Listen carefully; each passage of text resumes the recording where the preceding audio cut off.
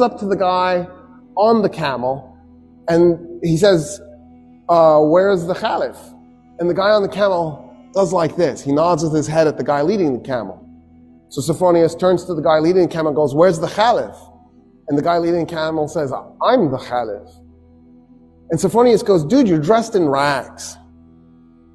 The guy's pants were mended multiple times. His shirt was mended multiple times. And he goes, no, I'm the Caliph. And Sophronius goes, you've just conquered Iraq and Syria and all of Palestine minus Jerusalem. How is it you're so poor? And the Caliph goes, well, why would I collect wealth? We're not doing this war because I'm trying to plunder anything. I'm a humble man with humble needs. I just need good meal. And then Sophronius goes, why aren't you riding the camel? And Omar goes, that's my servant on the camel, and we take turns so that neither one of us gets exhausted. At this point, Sophronius is like, oh, what? Who just conquered us? And so Sophronius gets off the lectica because he's shamed off of the thing. And Sophronius, the patriarch, he says, to a man like this, Jerusalem is handed over. And Sophronius, the patriarch, he said to Omar radiallahu anhu, he said, with a leader like you, your people will never be defeated. And he says, okay, I want to talk to you about our surrendering the city to you. And the Caliph says, I have an idea. Let's walk to the city and I'll tell you what I was thinking the terms would be. So we'll start there. And Sophronius goes, yes, of course. And as they're walking, Omar ibn al-Khattab says, why don't we do this? All Roman politicians leave Jerusalem. You just go, if you're a politician. And you can take anything you can carry. So you can take gold, as long as you can carry it. And Sophronius goes, okay, that's reasonable. That's actually more than reasonable. I just assumed you'd enslave them and take their gold. I don't see how anybody would be mad about that. And then what else? And the Caliph goes, oh no, I was thinking that's it. We don't do anything else. And Sophronius goes, wait a minute, I am really confused. So when us Romans capture a city, we enslave a segment, we plunder the city, probably a little bit too much raping too. We might even burn some of it, just for grins and giggles. And then we declare it to be ours. What about that? And Omar ibn al-Khattab goes, no, we're not going to do any of that. No plundering, no raping, no enslaving. We don't do that stuff. And then Sophronius goes, oh, but you're going to seize property in the city. And the Caliph goes, no, we're not going to take anybody's property. We're going to leave the city exactly like it is.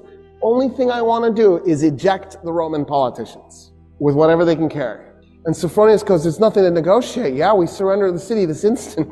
I don't understand, actually. They walk into the city. Khalid is one of the men following. Amr ibn al-As. All these guys are on foot. If they've got their horses with them, they're leading their horses by the reins, right? Because the leadership is on foot. There's no way they're going to ride in. They're walking. And this is a holy city to them. Because Jesus is holy to them. Because the Jews were holy to them. And so they see this as a holy city. Sophronius goes, tell me about your religion as they're walking through the streets. And so Omar ibn al-Khattab starts telling him about Islam. Sophronius goes, it just sounds like a variation of Christianity. I feel like our religions are shockingly similar. And Omar ibn al-Khattab goes, yeah, because they are. We thought we were doing Judaism 3.0. It never occurred to us that we were going to be received as being so different. And he goes, okay, since you've given us such amazing surrender terms, and because I feel such kinship with your religion, will you do me an honor? Will you come to my church and pray in your Muslim way next to me as I pray in my Christian way? And Omar ibn al-Khattab goes, never. And Sophronius goes, why? He goes, I'm the Caliph. The first place I pray in Jerusalem is going to become a mosque. The Muslims will take it and they will create a place of worship for Muslims, and you will lose it. And I don't want you to lose your church. And Sophronius goes, okay. What if we find an empty piece of Jerusalem and we just pray there? And Omar ibn al-Khattab goes, yes, I accept. an empty piece, something that nobody owns. So they go and they find an empty lot and they pray. The Archbishop in his Christian way, the Caliph in his Muslim way, side by side. It is a mosque today, that spot, commemorating the first place that the first Muslim Caliph prayed in Jerusalem. He nailed it. He knew what was coming. And he saved the Church of the Holy Sepulchre for Christians, because that's the church Sophronius wanted him to pray in. Sophronius actually gives him the keys to the church. Umar radiallahu ta'ala anhu gives it to the Muslims, and Umar radiallahu anhu gives him a promise of its amana. This is one of the most beautiful things, subhanallah, that till today, one singular family, a Muslim family, has held the keys to the holiest site in Christianity. Until today, every morning, a man from that family goes and opens that church for the Christians. There have been documentaries about this. The man today, his name is Adib Judah, who literally, a Muslim man, goes every day and opens the Church of the Holy Sepulchre for the Palestinian Christians to go and to access that church.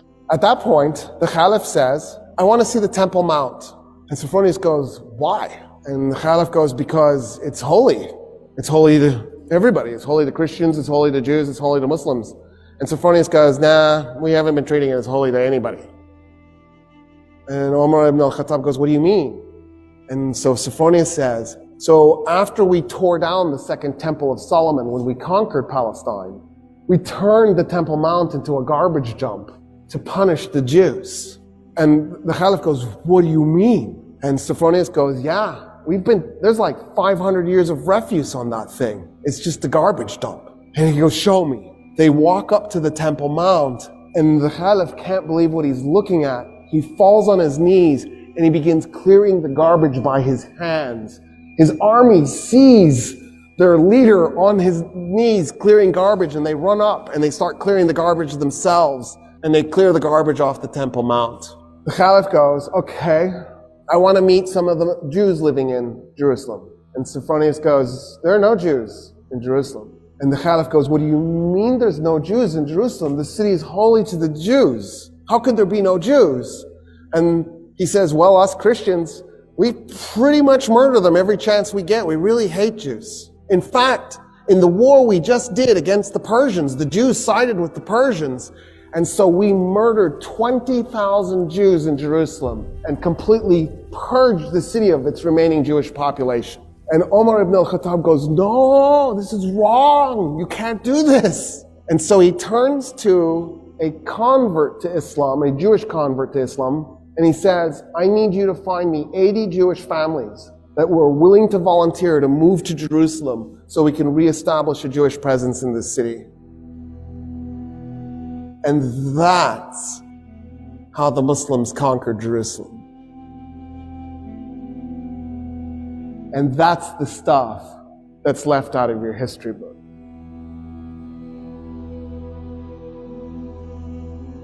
Isn't that crazy?